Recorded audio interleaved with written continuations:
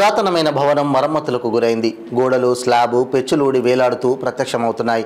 నిత్యం అధికారులు, గిరిజనులు తాకిడి ఈ కార్యాలయంలో ఉంటుంది.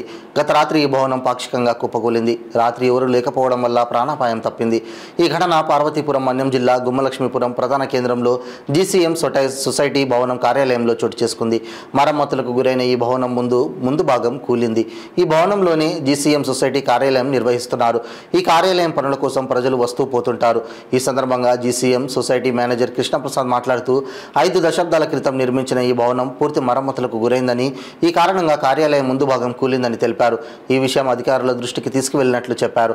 తాత్కాలికంగా అధికారుల అనుమతితో కొత్త భవనంలో కార్యాలయం మార్పు చేస్తున్నామని ఆయన తెలిపారు.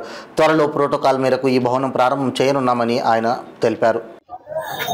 నేను జీసీఎం సొసైటీ జిఎల్పురం మేనేజర్ కృష్ణప్రసాద్ మాట్లాడుతున్నామండి.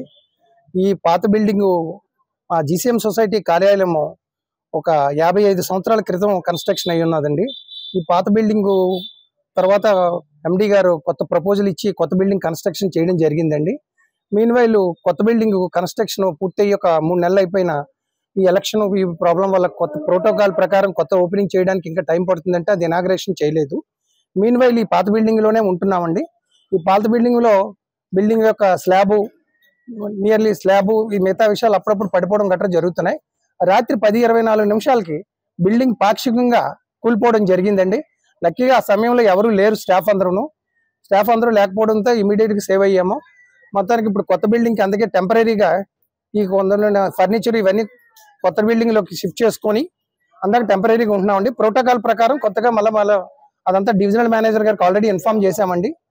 డివిజనల్ మేనేజర్ కోరిక మొత్తం తర్వాత ఆయన డెసిషన్ ప్రకారం ప్రోటోకాల్ ప్రకారం కొత్త బిల్డింగ్ ఓపెనింగ్ చేసి అధికారికంగా అన్ని ఫార్మాలిటీస్ అన్ని పాటిస్తామండి. టెంపరీగా మాత్రం అందరూ షెల్టర్ తీసుకోవడానికి స్టాఫ్ అందరూ మనం ఇప్పుడు ఈ జీసీసీ యాక్టివిటీస్ ఏమి ఇది హ్యాంపర్ అవ్వకుండా కొత్త బిల్డింగ్ లోకి కొంత రూమ్ ని కేటాయించుకుని అందులోకి షిఫ్ట్ అవుతున్నామండి. ఫర్నిచర్ ఇది ఇంకా తెలియజేయడం అయిందండి.